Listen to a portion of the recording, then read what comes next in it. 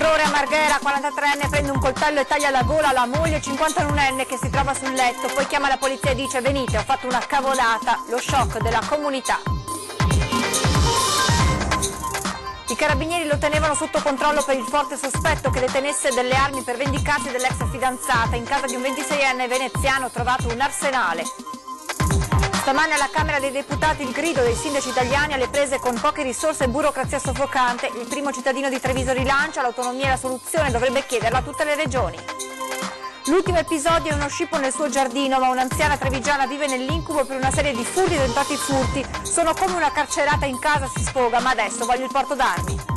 Mercoledì alle 15 l'addio al 16enne di Padova, morto nel sonno. Per l'atleta delle Fiamme Oro, cerimonia laica nella sua scuola.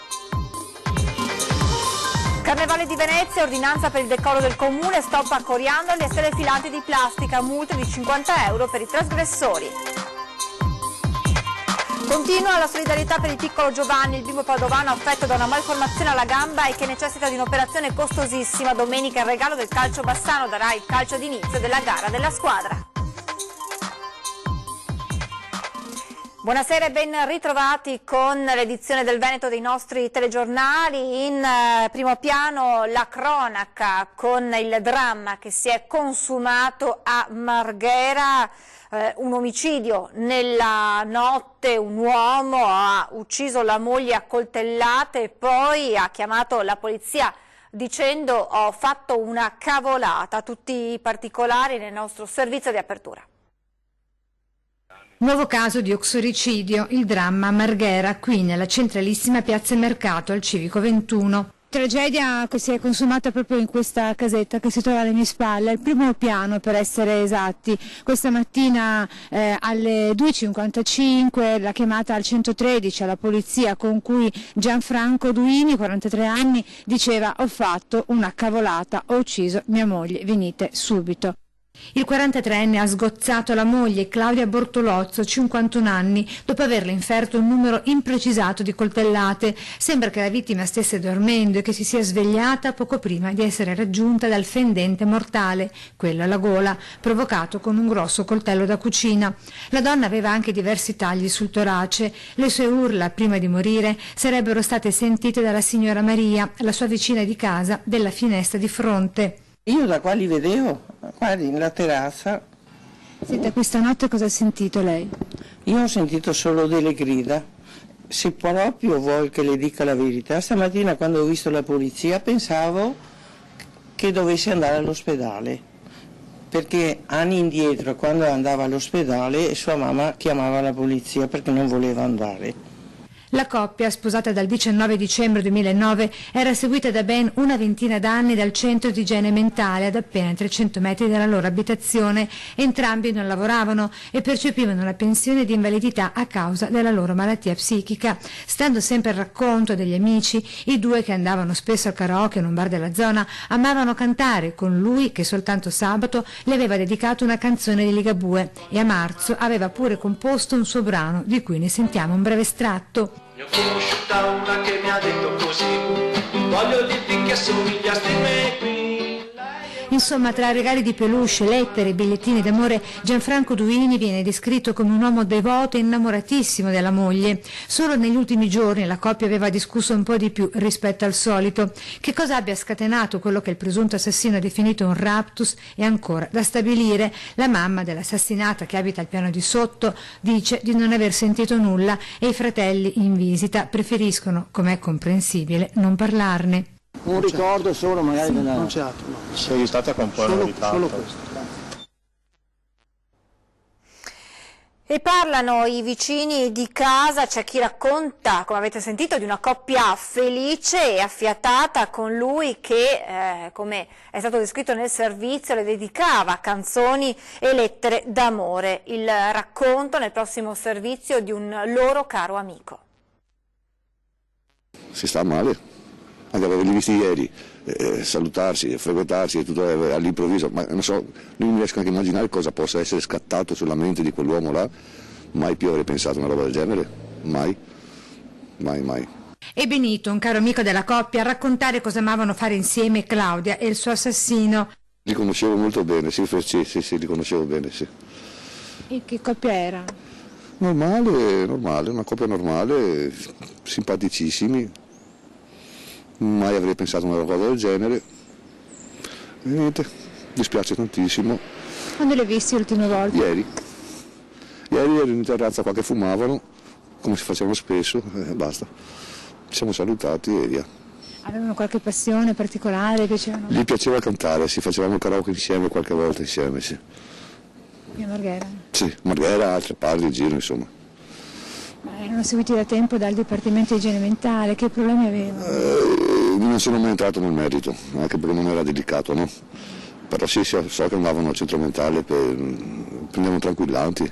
È sempre lui a dire che era Claudia. Lei è simpaticissima, grandi barzellette, lui tranquillo. 3 vicini di casa allo shock di una tragedia inaspettata, con Claudia che era molto conosciuta in paese, visto il mobilificio di famiglia Oscar Bortolozzo, punto di riferimento della zona, e che si trovava proprio sotto casa, dove ora ha preso posto una profumeria. Io li vedevo felici, problemi credo che non ne avessero. Però erano... Anche materiale, avevano tutto. Una coppia normale, tranquilla. La Claudia aveva mai parlato con lei dei problemi che aveva col marito? No, mai. Ci vedevamo che poco poi. Certo, un epilogo del genere non se l'aspettava nessuno. Ah no, certamente no. È una cosa traumatica, insomma. Restiamo nel veneziano con la cronaca, ma ci spostiamo a Mira, dove i carabinieri hanno arrestato un ragazzo di 26 anni che in casa aveva un vero e proprio arsenale di armi. Era sotto controllo da tempo da parte dei carabinieri che sospettavano detenesse delle armi per vendicarsi dell'ex fidanzata che l'avrebbe lasciato per alcuni comportamenti persecutori nei suoi confronti.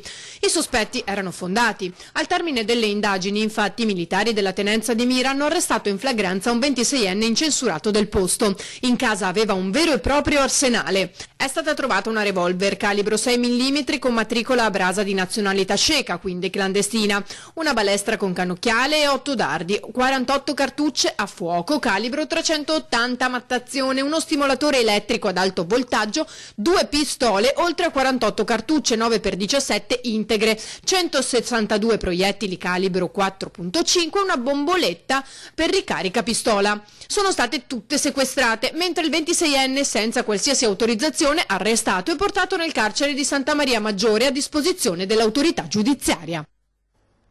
E adesso la politica, perché questa mattina i sindaci italiani sono intervenuti alla Camera dei Deputati parlando delle difficoltà alle prese con poche risorse e una burocrazia soffocante. Tra gli interventi anche quello del primo cittadino di Treviso, Mario Conte, che ha rilanciato l'autonomia, dice è la soluzione, dovrebbero chiederla tutte le regioni. Il Veneto può rappresentare un laboratorio del federalismo a beneficio di tutti. Sono sicuro che con l'autonomia altre regioni si dimostrerebbero interessate a percorsi virtuosi di programmazione e di spesa.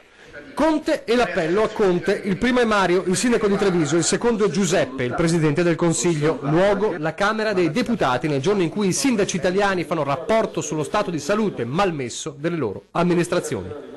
Il grido dei primi cittadini alle prese con 1000 problemi, dalla mancanza di risorse alla burocrazia soffocante. E allora il primo cittadino di Treviso rilancia proprio il tema dell'autonomia, tornando sul dibattito che ha assunto toni caldi, caldissimi in questi giorni tra sud e nord. Sarebbe bene, dice sempre il nostro governatore Luca Zaia, che tutte le regioni, anche quelle del sud, avessero la loro autonomia, perché gli amministratori sarebbero costretti a rispondere direttamente ai cittadini. L'autonomia è l'unico modo vero per controllare la qualità delle amministrazioni e consentirebbe inoltre maggiori risorse da destinare proprio in questi straordinari beni comuni. Ad ascoltare proprio il Premier, lui che ha gelato le aspettative del Veneto parlando di tempi lunghi, di mesi. Zaia si è detto preoccupato, dalla Sardegna invece Matteo Salvini, che aveva promesso un vertice in settimana con Di Maio e Conte, glissa. Ci sono tante regioni nuove che stanno chiedendo autonomia, fortunatamente anche al sud, dice. Se c'è bisogno di più regioni, di coinvolgere il Parlamento per fare le cose per bene, siamo pronti ad ascoltare tutti, confermando insomma la diluizione dei tempi che fa invece innervosire non poco Palazzo Balbi. Tutto questo mentre gli enti locali, pur riconoscendo al governo giallo-verde l'ultimo sblocco di fondi, chiedono maggiore impegno da Roma.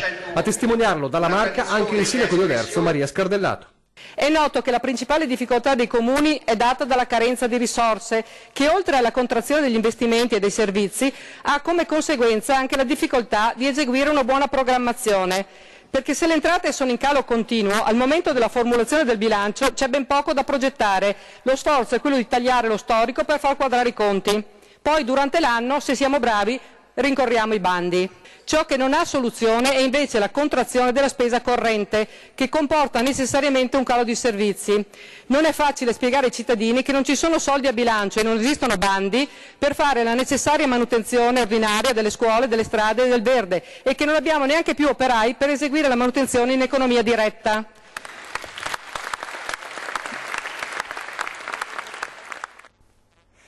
E in Parlamento anche la TAV, mentre il governatore Zaia la promuove, definendola un'opera strategica anche per il Veneto. L'alta velocità sta deragliando? Beh, i grillini sostengono che l'opera sarà completata tra 15 anni e che i benefici si vedranno tra 70 anni, quindi bollano la TAV come non prioritaria.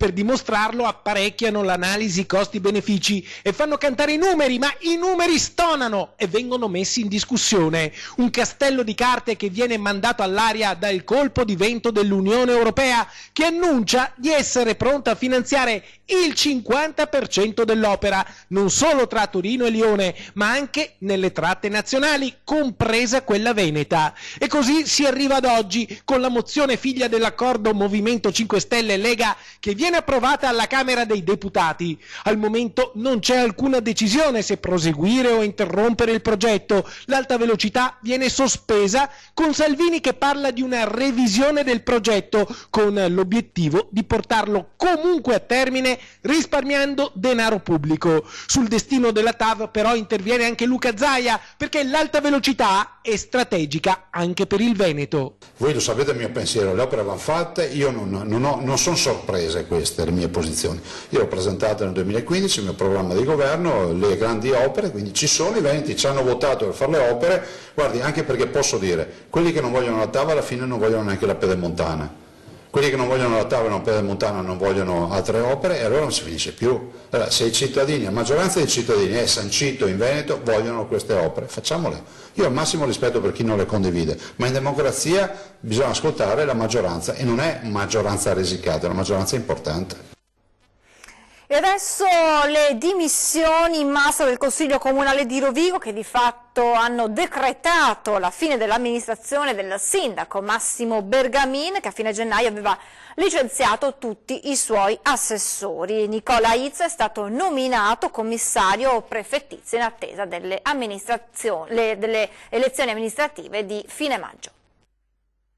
Entro la settimana prossima tornerà una giunta, insomma, dall'amministrazione comunale di Rovigo. Era il 7 febbraio quando l'oramai ex sindaco di Rovigo Massimo Bergamin assicurava che da lì ad una settimana avrebbe formato la nuova squadra amministrativa, dopo che il 31 gennaio, al culmine dell'ennesima crisi interna, aveva deciso di sciogliere la giunta, vice sindaco compreso, tenendo per sé tutte le deleghe ad interim. Ieri sera però l'epilogo, con 22 consiglieri comunali su 32 che si sono dimessi di fronte al segretario generale, decretando così la fine dell'amministrazione a guida leghista del sindaco Bergamin. La decisione è il frutto del malcontento dei partiti, Carroccio compreso, che lo avevano fino a lì appoggiato. Bergamin, che aveva il sostegno anche di Forza Italia, era stato eletto il 14 giugno 2015, dopo aver vinto al ballottaggio contro la candidata del PD, Nadia Romeo. Quanto accaduto ieri sera arriva al termine di quasi 3 anni e mezzo di amministrazione non certo semplici, con tensioni e ben 5 rimpassi di giunta. Scongiurato dunque il rischio commissariamento fino alle elezioni del 2020, visto che la prefettura aveva ribadito la necessità di chiudere entro il 21 febbraio. Ora i cittadini di Rovigo dovranno tornare anticipatamente alle urne a fine maggio per eleggere il nuovo sindaco e il consiglio comunale. L'inchiesta Camorra in Veneto, mentre continuano le indagini e gli interrogatori, emerge l'inquietante vicenda delle intimidazioni subite negli anni dalla giornalista del Gazzettino Monica Andolfatto. Nel 2008 la prima ipotesi di un'intimidazione alla giornalista rea di aver scritto alcuni episodi malavitosi verificatisi nel San Donatese. In quell'occasione l'ordine del boss fu di sparare dei colpi di pistola contro la cronista per spaventarla, piano che saltò per l'arresto di chi doveva eseguirlo. E quando un paio di anni dopo l'Andolfatto tornò a parlare dei casalesi di Eraclea, provocò di nuovo la reazione del clan.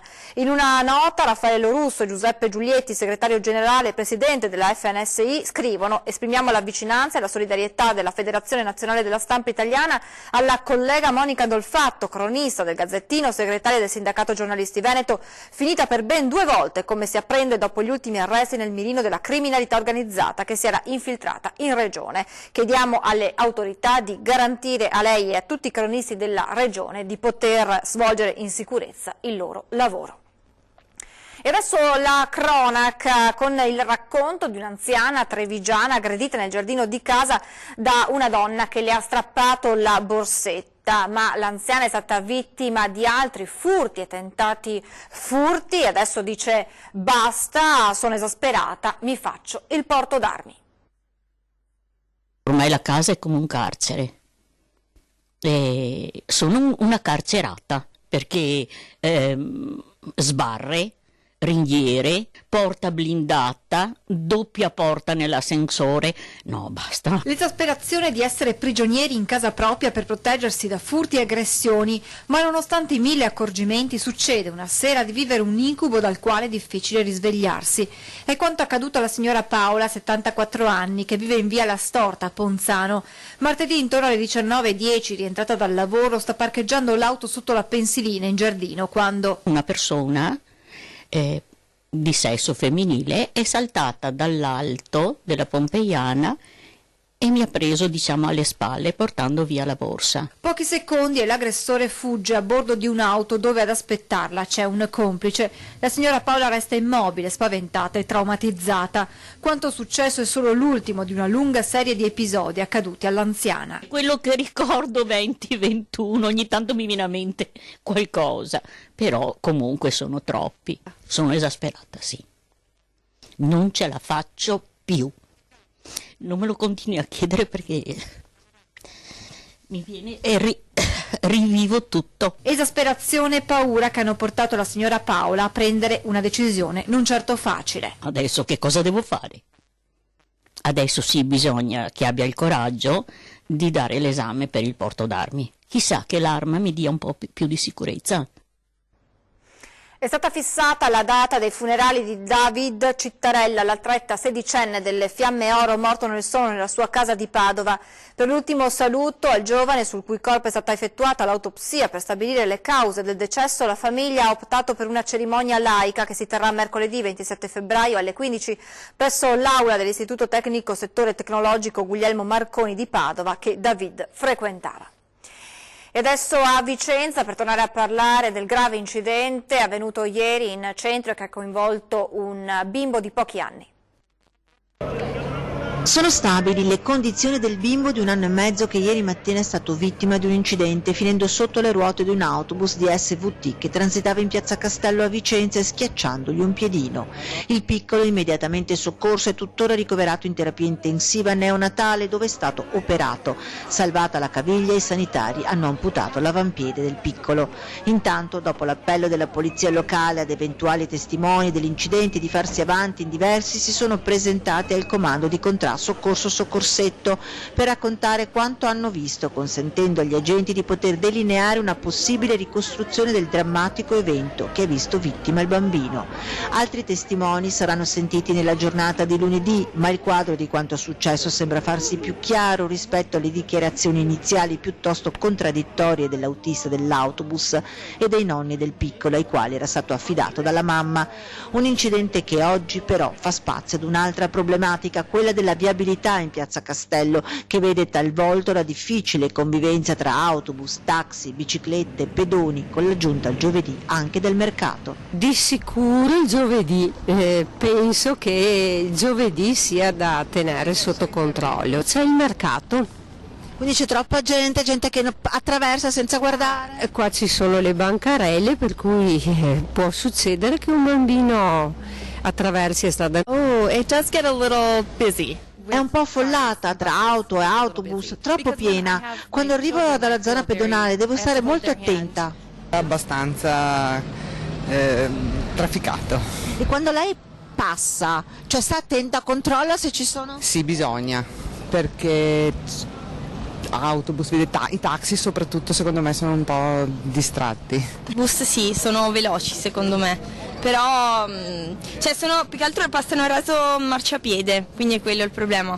È una zona molto trafficata, di sicuro noi abitiamo proprio qua, però non saprei come riarrangiare, cioè rifare tutto il traffico, perché gli autobus ci vogliono, cioè, quindi bisognerebbe forse delimitare le zone di transito degli autobus fatte meglio, in modo che anche i ragazzi sappiano dove poter andare, magari delle transenne, non lo so. Incidente poco prima delle 15 lungo del raccordo autostradale che dalla tangenziale est di Verona va verso il casello autostradale di San Martino Buonalbergo. 4 i mezzi coinvolti, un camion, un furgone e 2 auto, 2 i feriti. I vigili del fuoco sono intervenuti per mettere in sicurezza i mezzi e liberare la conducente di un'auto rimasta incastrata tra le lamiere della sua vettura. Trasportati i feriti negli ospedali dal SUEN 118, sul posto anche la polizia stradale per i rilievi di legge. E adesso ci fermiamo per qualche istante di pubblicità, tra poco.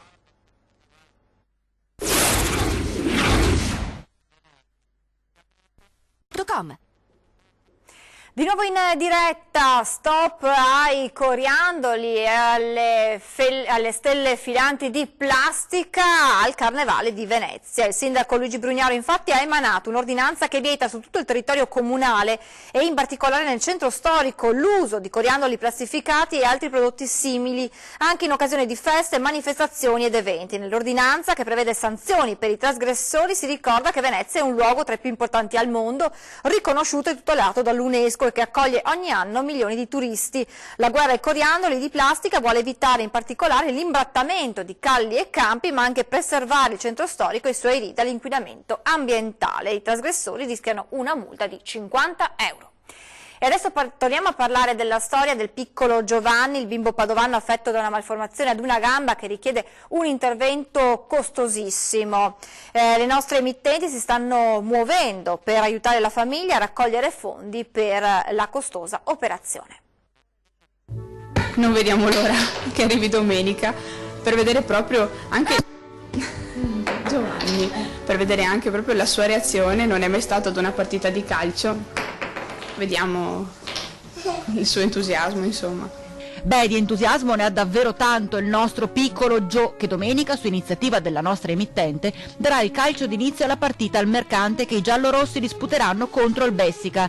Giovanni, affetto da una malformazione congenita alla gamba, ha bisogno di un costosissimo intervento per poter correre e camminare come i suoi coetanei.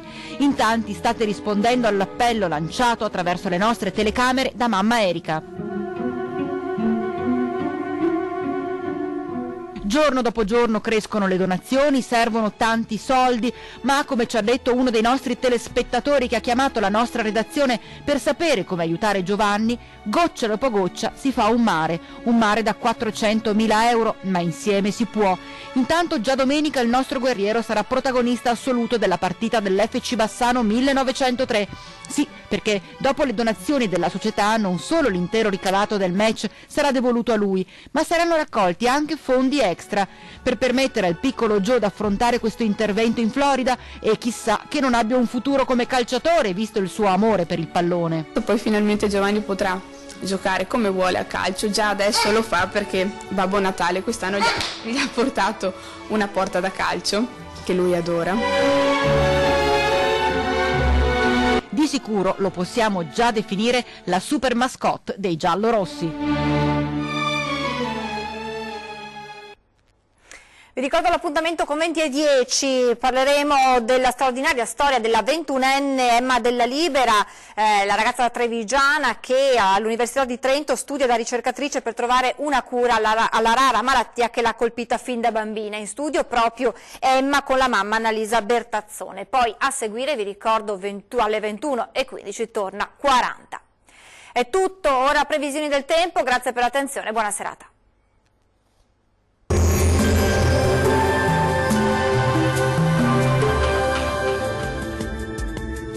Ben ritrovati al meteo. Nel Veneto cielo sereno o al massimo poco nuvoloso. Sui settori meridionali, specie in pianura, non saranno da escludere nebbie e foschie spesso anche persistenti. Più soleggiato sui restanti settori. Temperature minime comprese tra -1 e 1 grado, massime comprese tra 5 e 7 gradi. Vediamo ora la situazione del Friuli Venezia Giulia. Al mattino sarà più soleggiato sulle pianure e sulle coste, invece il cielo risulterà più nuvoloso e anche coperto sui rilievi alpini. Sarà maggiormente soleggiato nella seconda parte della giornata. Temperature minime comprese tra -2 e 0 gradi, massime oscillanti tra 4 e 7 gradi. Vediamo infine la situazione del Trentino Alto Adige. Poche novità, sarà soleggiato anche sulla nostra regione, dove il cielo si presenterà sereno o poco nuvoloso ovunque. Possibilità di forte vento a nord sui confini alpini. Non sono attese precipitazioni degne di nota. Temperature minime oscillanti tra i -8 gradi, massime comprese tra 7 e 14 gradi. Dal meteo di Antenna 3 è tutto, arrivederci.